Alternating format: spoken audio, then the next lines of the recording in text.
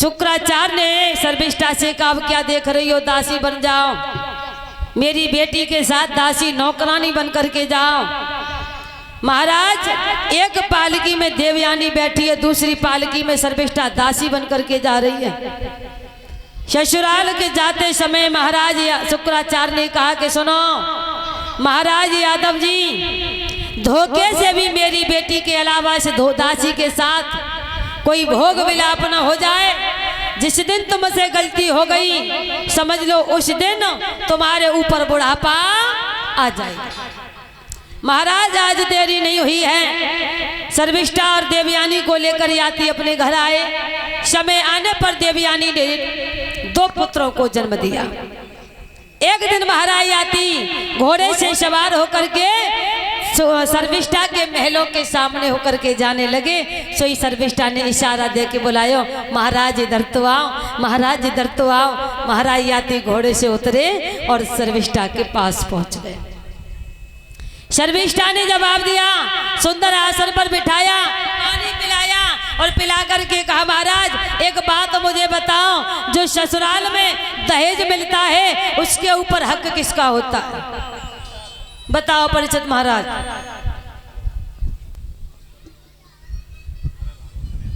तुम्हारे ब्याह में सामान मिलो सो किन्ने किन्ने यूज करो, तुम नहीं तो करो। महाराज याति ने कहा शर्मिष्ठा, जो ससुराल में दहेज मिलता है उस पर हक केवल दूल्हे का होता है। सही शर्मिष्ठा ने हाथ पकड़ ली और कही पिया, मैं भी तो दहेज के रूप में तुम्हारे साथ आई हूँ, क्या तुम्हारा हक मेरे ऊपर कोई नहीं है? जब ये कहा कि कोई नहीं है, महाराज याति को गदगद कर दिया। मेरे भैया अब तो याति शर्मिष्ठा के घर आने जाने लगे। जब शर्मिष्ठा के घर आने जाने लगे, एक नहीं महाराज याति मेरे भैया याति के अंश से शर्मिष्ठा के 3 पुत्र पैदा हुए। एक दिन महाराज याति देवयानी के पास पहुंच गए और जब पहुंचे सो ये दोनों बच्चे रोने लगे। महाराज याति ने देखा बच्चे बुरी तरीके से रो रहे हैं। सोई महाराज याति के मुंह से बात निकल गई, देवयानी हम जब जब तुम्हारे पास आए तब तब ये बच्चा तुम्हारे रोते ही मिलते हैं। उधर देखो शर्मिष्ठा के 3 पुत्र हैं, मैंने कभी रोते हुए ही नहीं देखा। अरे भाग्यवान जो सुना। सोई देवयानी आग बबूला हो गई और कहने लगी महाराज मेरी बात तो सुनो, अभी तो शर्मिष्ठा कवारी है लेकिन ये बच्चे कहाँ से आए? अभी तो शर्मिष्ठा कवारी है, बच्चे कहाँ से आए? इसका मतलब तुम वहां जाते आते हो। महाराज देवयानी को क्रोध आया, दोनों बच्चों को छोड़कर अपने मायके चली गई। जब मायके चली गई सारा हाल शुक्राचार्य को बताया। शुक्राचार्य ने जैसे ही देखा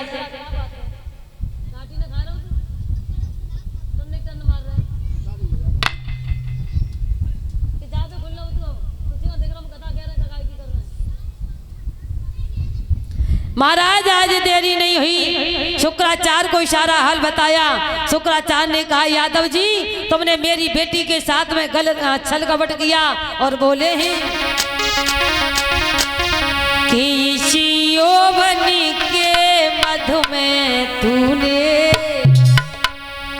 और दासी से नाता जोड़ा।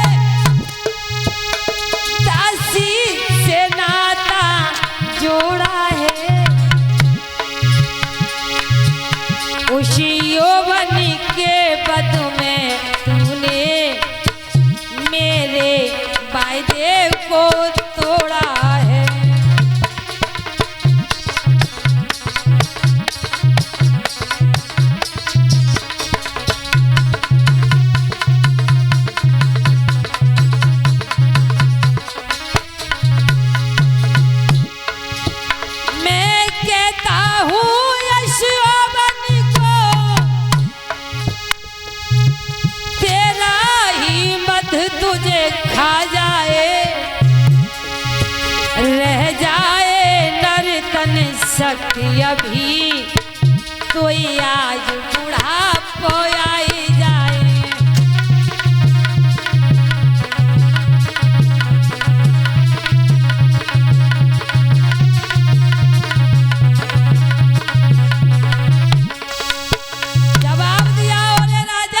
मैं श्राप देता हूँ, तूने मेरी बेटी के वादों को तोड़ा है कि इसी समय तुम बूढ़े हो जाओ।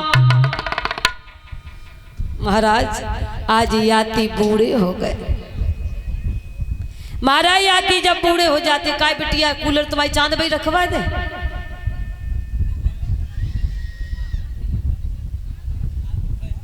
हद है गई। इधर जे कूलर वहां आंधी काट रही थे, जे काट रही दो ही है, बीच में कछु ना है। ऐसे करो पे भी चांद पे रख ले। गलत बात है, हम इतना बोलते हैं, सही बात नहीं। हम बार बार कहने में हमें खुद शर्म लगती है कि नहीं टोकना चाहिए। और तुम समझदार हो कि इतनी बातें करती। पीछे देखो बे, शांत बैठे हैं, बिना ना ही गर्मी लगी रही। क्योंकि तुम्हें ज्यादा रोटी खाती है भाई, तो कम काम करता है। बोलिए गोविंद भगवान की। आज देरी नहीं हुई महाराज। उधर तो महाराज याति बूढ़े हो जाते हैं, चार पाई पर डरे डरे आज हाथ में लठिया आ गई। महाराज इधर देवयानी को बरसों व्यतीत हो गई।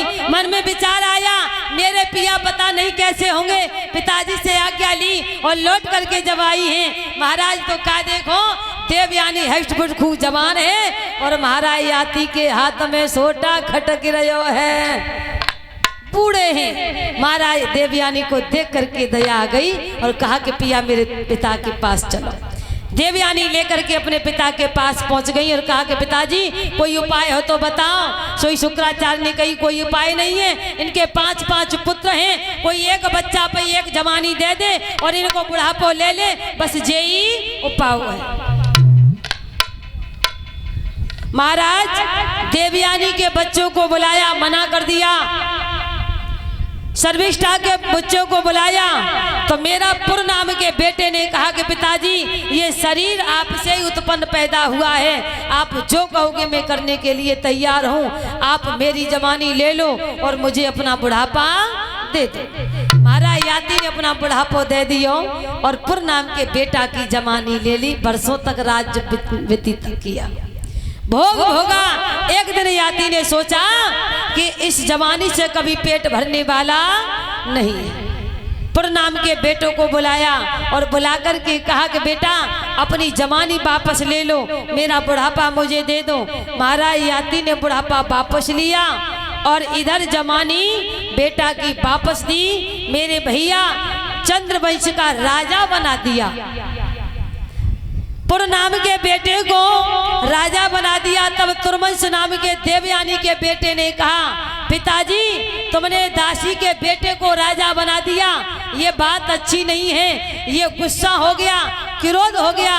मेरे भैया क्रोधित होकर के ये चाह से चला गया, जिसने तुर्कस्तान नाम का एक देश बना लिया और जाकर के इसने मुसलमानी बना दी, जिस तुर्कस्तान नाम देश को आज पाकिस्तान कहा जाता है। महाराज ये शराब पीने लगा, आज सब मदरा खाने लगा। मदरा खाने के बाद इसने अपनी मुसलमानी करा दी। मुसलमानी कराने के बाद तुर्कस्तान नाम को इसने पाकिस्तान नाम देश को बदल दिया। इसे आज तुर्कस्तान नाम को पाकिस्तान नाम से जाना जाता है। हिंदू और मुसलमान हम खास भाई भाई हैं, लेकिन नेता लोगों ने हमें एकत्रित बैठने नहीं दिया।